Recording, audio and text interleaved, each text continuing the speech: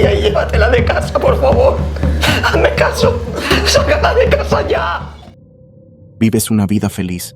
Estás casado con tu maravillosa esposa y acabas de ser padre. Un día, decides comprar una pequeña mesita de comedor, sin saber que sería la peor decisión de tu vida.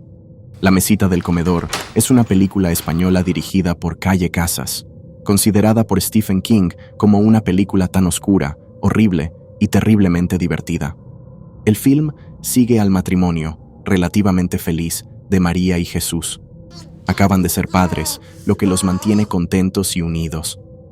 Deciden mudarse a la casa de un familiar fallecido, por lo que necesitan remodelarla y agregar muchas cosas nuevas, además de transformar una habitación para el nuevo bebé.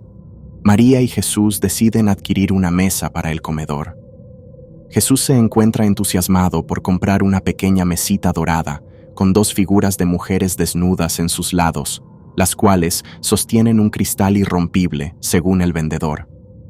María se encuentra indecisa y negada a comprar esa mesita, por lo que genera una pequeña discusión con Jesús. Al final, deciden comprarla y llevarla a casa. A ver, yo me la voy a quedar, ¿vale? Pero así, entre usted y yo, sinceramente. ¿Le gusta la mesita?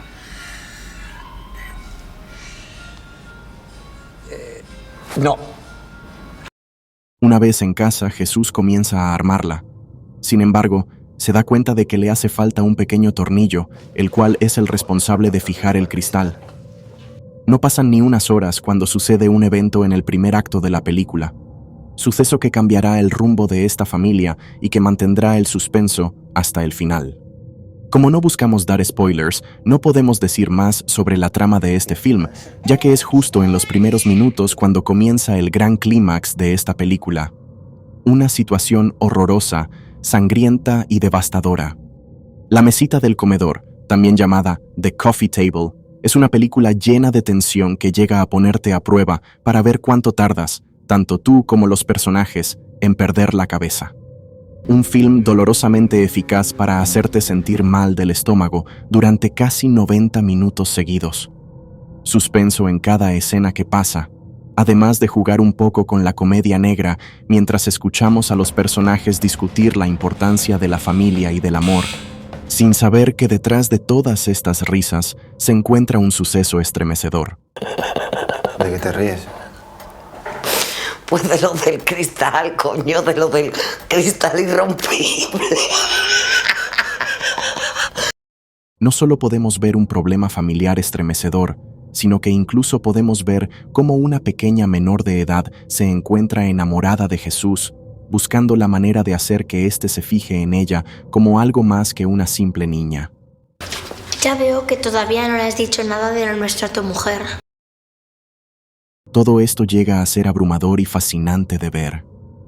Con el sudor derramando por la cara y la muerte en sus ojos, es como si estuviéramos viendo a un hombre cuya alma ya se ha ido, incluso mientras su cuerpo continúa caminando.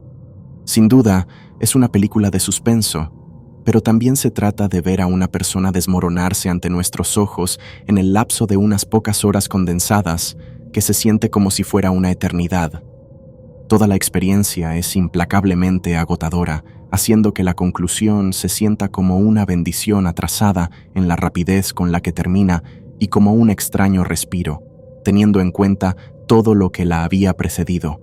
Esto no quiere decir que el film debería haber sido más brutal, pero hay varios momentos clave que se sienten artificiosos de una manera que disminuye los golpes finales. Sin duda alguna, una gran propuesta del cine español, en donde todo se pudo haber evitado si no hubieran comprado esa mesita de comedor. Y les aseguro que esta mesa, por diseño y por su nivel, les va a cambiar la vida a mejor. Les va a aportar felicidad al hogar.